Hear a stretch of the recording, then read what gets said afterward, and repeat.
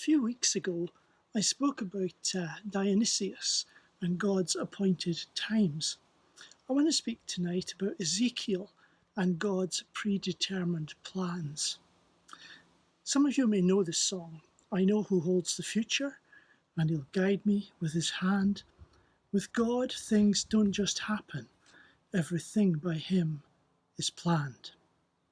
Our Christian lives are about the discovery of God's predetermined plans for our lives.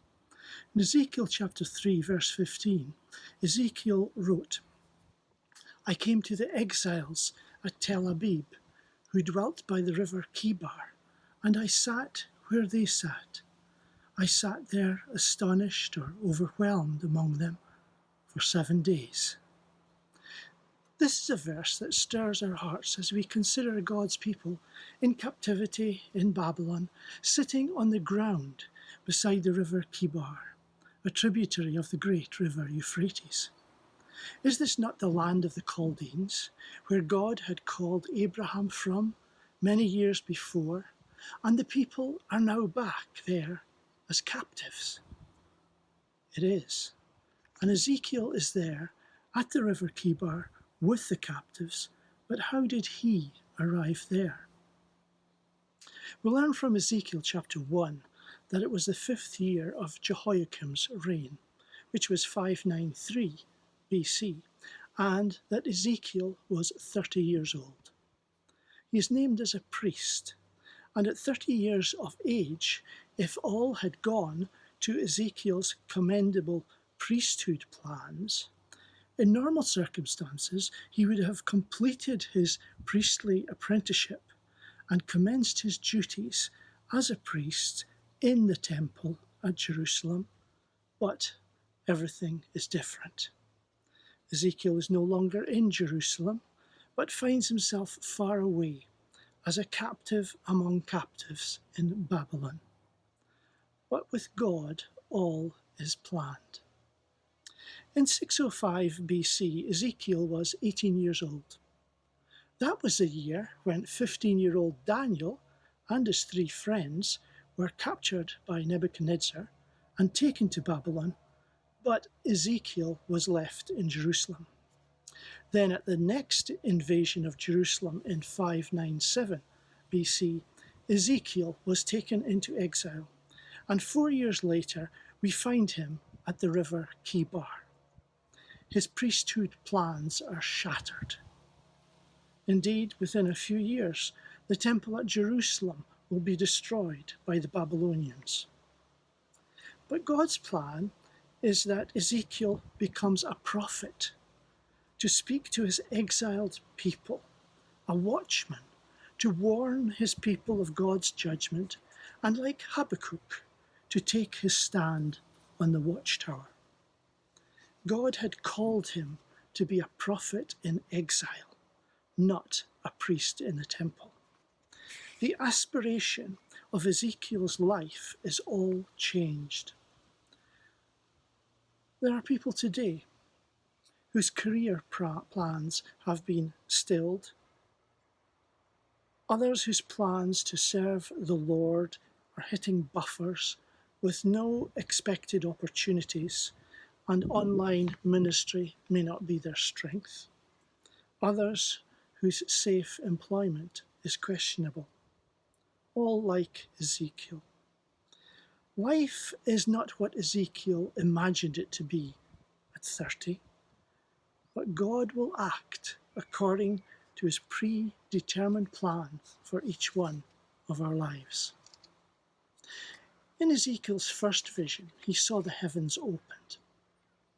He is no longer at the feet of temple priests, but learning a greater lesson in the awe-inspiring presence of God, about the steadfast word of God and the irresistible hand of God revealing a different path for his life.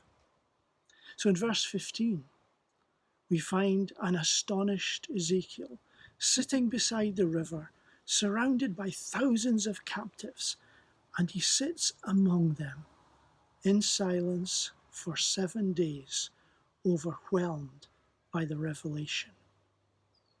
Contrast the two scenes he experiences: the magnificent holiness of heaven and the dusty terrain of Babylonia. And Ezekiel perhaps wondering about what could have been, contemplating the temple in Jerusalem that he had seen in his youth and in which he would now be serving God if all had worked out. But instead, he's sitting by a river in a foreign land and absorbing the greater plan God has for him. Psalm 137 reflects on this, where it says, "By the rivers of Babylon we sat down and wept when we remembered Zion. There we hung our harps on the willow trees." No words, only tears. No song, only heartache. Yet nothing creates in the mind the passing of time so much as a flowing river, for what is now will soon be past, and tomorrow is already held in God's hand. Ezekiel is sitting where the people sat, reflecting the sorrow of God's heart in his heart, the indignation of God's heart in his heart, and he empathizes with an exiled, broken people. He is one of them, but God's plan is that he will be the prophet in their midst. He trembles at the task before him, but this is God's plan. Sitting there for 7 days reminds us of Job's friends sitting in silence around him for 7 days, the attitude of mourners.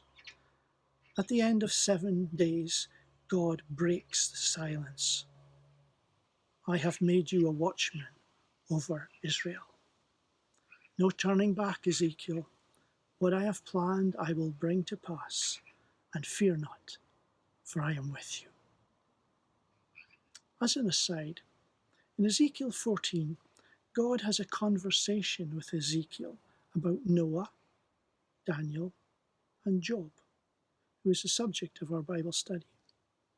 Ezekiel knew about Job, and God spoke to him about Job's righteousness and personal salvation.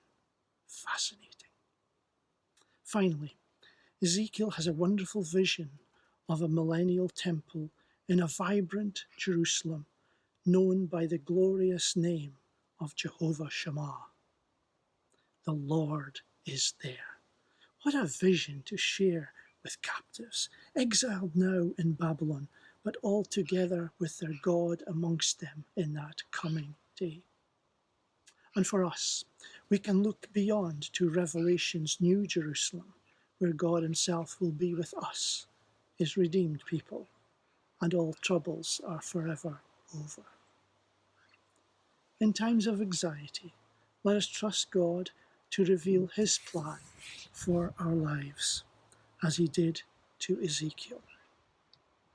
Many are the plans in a person's heart, but it is the Lord's purpose that prevails. God bless you all.